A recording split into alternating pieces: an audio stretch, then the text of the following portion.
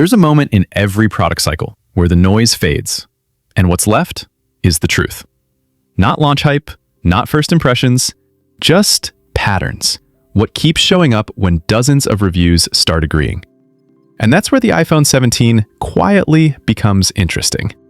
This is the 1 month later review of Apple's base iPhone 17, built from verified specifications, long-term testing data, and consensus reporting across established industry reviewers.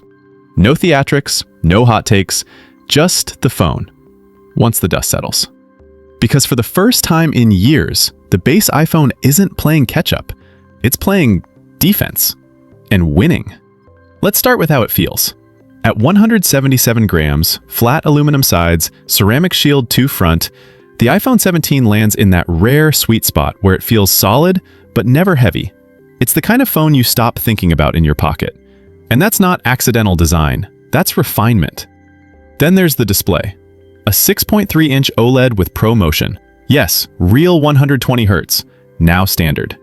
Which means the one feature Apple gatekept for years is finally just normal. Across reviews, the takeaway is consistency. Smoother scrolling, better outdoor visibility, and brightness that now rivals last year's Pro models.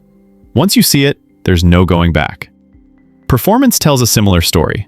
The A19 chip isn't chasing benchmark headlines, but across sustained testing, it delivers exactly what most people notice: stability. No thermal drama, no surprise throttling, just speed that stays fast. And paired with iOS 26, reviewers consistently note how fluid everyday tasks feel, from camera launches to multitasking to long gaming sessions that don't cook the frame. Battery life is where the iPhone 17 quietly flexes. With roughly 3,700 milliamp hours and Apple's efficiency gains, most outlets are reporting full-day endurance with room to spare. Some pushing close to 2 days with moderate use. On a base iPhone. That matters. Cameras? Less spectacle, more reliability.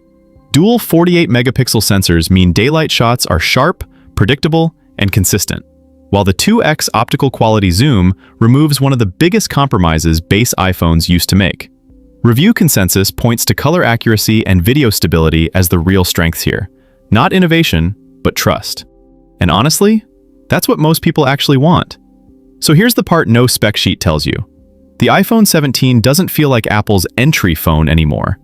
It feels like the default choice, the one that quietly makes the Pro models harder to justify unless you know why you need them.